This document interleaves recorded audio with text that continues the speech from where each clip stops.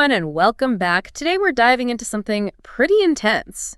You guys sent in this conversation between Rich Roll and Scott Galloway. Oh, yeah, I remember you mentioning this one. And honestly, the thing that just stopped me in my tracks was that statistic about men being 4 times more likely to die by suicide than women. Like, that's not just a statistic. Right. It's a gut punch. Yeah, it's heavy stuff. So how do we even start to unpack this? What's going on? Well, it's interesting. Galloway seems to think there's a direct connection to empathy or, well, a lack of it when we talk about the challenges men face today. It's almost like everyone's afraid to appear anti-woman if they even acknowledge that men are struggling. It's like we're stuck in this weird zero-sum game where if you're supporting one gender, you're somehow taking away from the other. Yeah. Which is just ridiculous. I think so. But that hesitancy to even go there, to address men's issues head on, it's almost deafening. And that silence has consequences. I mean, are we even asking the right questions? Like, why are men so much less likely to seek help when they're struggling? Why don't they talk about their feelings? Why are they more likely to turn to destructive behaviors? And you know what? I never even thought about this, but could the education system play a role in this? Well, Galloway certainly thinks so. Because he went there. He did.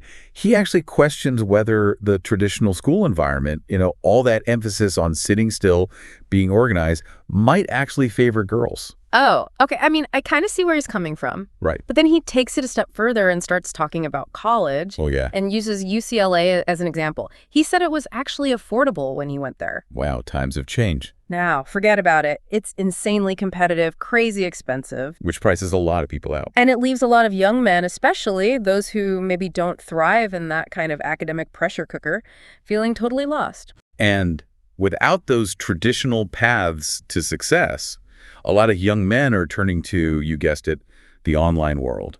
Which can be a good or a bad thing. Probably a double-edged sword. Because on one hand, you've got these online communities that can be incredibly supportive. Oh, yeah, for sure. We all need that sense of belonging. Exactly. But then it gets dark. Well, as Galloway points out, these spaces can easily become echo chambers. He calls it the unhealthy manosphere. And that's where things get scary. It can get really toxic really fast. Because what starts as improve yourself, work out, be better, can very quickly take a nosedive into misogyny, conspiracy theories, just this breeding ground for anger and resentment. They're being sold this warped sense of masculinity, and it's all fueled by anger and its sense of being left behind. Which brings us to another huge factor Galloway highlights, economic insecurity. Yeah, he does not hold back on this point. He's basically saying the system is rigged against young people and points to policies like Social Security. The biggest transfer of wealth in history, he calls it. Where younger generations are essentially footing the bill for the wealthiest generation ever. Oh, yeah. And then there's the CARES Act, which, okay, well-intentioned, but it disproportionately benefited people with assets. Right. Which, again, largely held by older generations. It's like this double whammy of economic policies that don't seem to be working for them. Yeah. And a digital world that can feel way more toxic than supportive. It's a recipe for disaster. So where do we go from here? I mean, it's pretty bleak when you lay it all out like that. Yeah, it can feel kind of hopeless. But thankfully, both Roll and Galloway offer some, glimmers of hope. Yeah, some potential ways out of this mess. So let's get into that. Well, a big theme for both of them is this need to redefine masculinity. Like, what does it even mean to be a man today? Right, because that whole alpha male thing feels so played out, so outdated. Exactly. And Galloway actually talks about a masculinity that's rooted in service, in protection, in contributing to something bigger than yourself. Okay, so how do we actually do that? What does that look like in the real world? Well, he uses this really interesting example, the Carnegie Hero Fund. Oh, I've heard of that, but tell me more. So they recognize ordinary people who risk their lives to save others. And guess what? The vast majority of those heroes are men. It's true. I mean, you think about it, running into burning buildings, jumping into rushing water to save complete strangers. Right. That's real courage, real strength.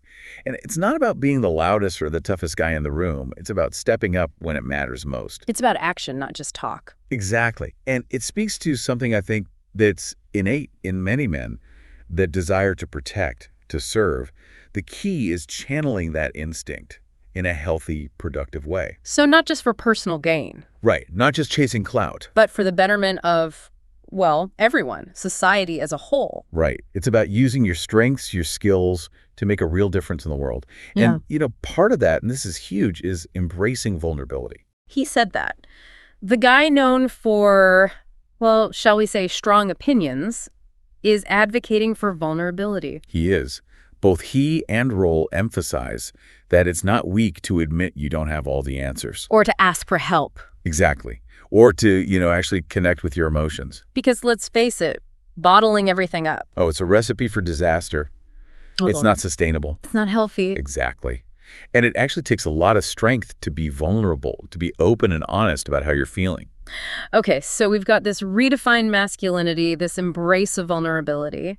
But then Galloway throws out this idea that's both fascinating and terrifying at the same time. Oh, yeah, you're talking about the AI girlfriends, right? He actually thinks one of the biggest threats we face isn't some other country or a terrorist group, but loneliness. And it's not just loneliness, it's the weaponization of loneliness through AI. Wait, he said, what about AI girlfriends? Okay, so picture this. You have all these young men who are already feeling isolated, disconnected. Right, and they're spending all their time online. Exactly.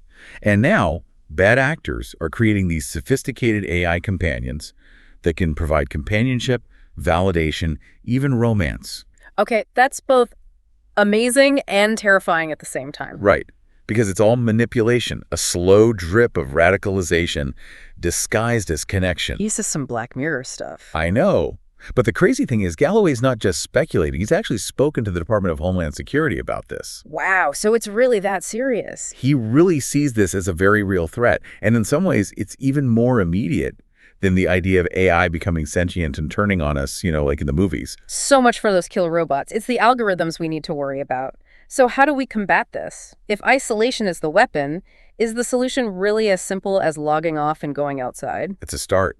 Galloway really stresses the importance of what he calls messy real-world interactions. It can feel overwhelming, right? Like these huge societal problems. It's like, where do we even begin to tackle this? That's where those small individual actions become really powerful.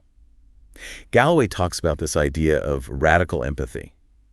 And it's not about having all the answers. It's more about just showing up with an open mind, an open heart. Being willing to listen. Exactly. Yeah. And, maybe that's the key takeaway from all of this. Maybe. It's not about men versus women. It's not about pointing fingers or placing blame. We're all in this together, right? We are. Facing these incredibly complex challenges in a world that's changing faster than ever. Right. And maybe if we just approach these conversations with a little bit more empathy, a little more understanding. I think so. And just a willingness to connect as humans. Yeah. Then maybe we can start to create some real change. I think that's a really good place to start. Yeah. It's hopeful, right? It is. It's a good message of hope. It is. And a great note to end on. So that's it for today's deep dive. Hopefully you guys found this insightful, thought-provoking, maybe even a little inspiring. Keep those conversations going. Keep asking those tough questions. And we'll see you next time for another deep dive.